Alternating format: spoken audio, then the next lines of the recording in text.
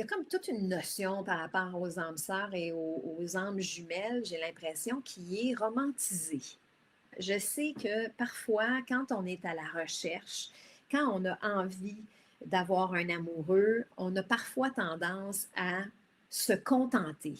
C'est très gros ce que je dis là, évidemment, mais on peut avoir tendance à choisir, et c'est pas plus mal dans le sens que on peut choisir quelqu'un en sachant qu'il y a peut-être des choses qui ne conviendront pas ou que ce ne sera pas ça, mais qu'on préfère être accompagné pendant un certain temps, même si on est mal accompagné.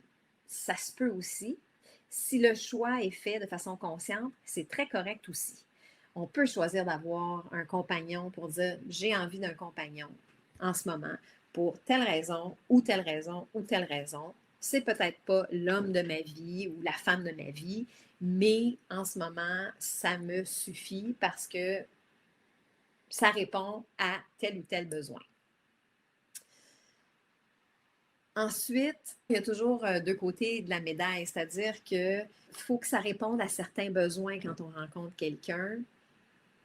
Puis après ça, il peut y avoir des différences sans problème. On n'est pas obligé d'aimer exactement le même genre de film. On n'est pas obligé de porter les mêmes couleurs. On n'est pas obligé de faire les mêmes sports parce qu'au contraire, c'est ça qui est enrichissant, c'est d'apprendre.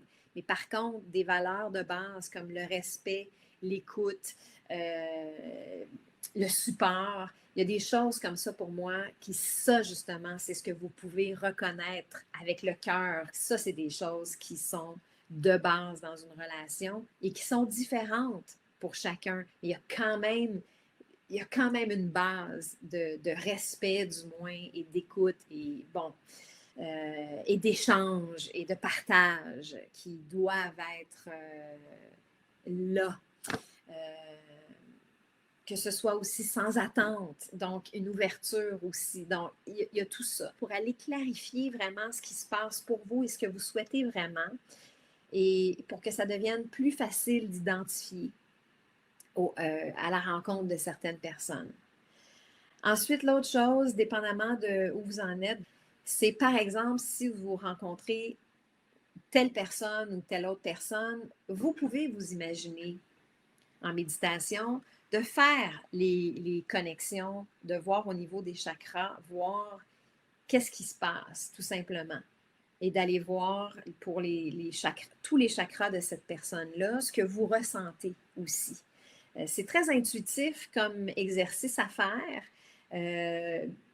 mais ça peut répondre aussi. Vous pouvez ressentir certaines choses. Ça ne veut pas dire que tout doit être impeccable et que les chakras doivent scintiller comme un arbre de Noël, là, mais ça peut aller vous chercher des pistes de réponse. Mais je vous dirais, fiez-vous beaucoup à ce que vous recherchez au niveau des valeurs et au niveau de comment vous souhaitez vous sentir dans une relation. Et d'après moi, déjà avec ça, c'est très difficile de se tromper quand vous êtes face à quelqu'un qui peut être justement non respectueux, impoli, peu importe, rapidement, vous allez le ressentir.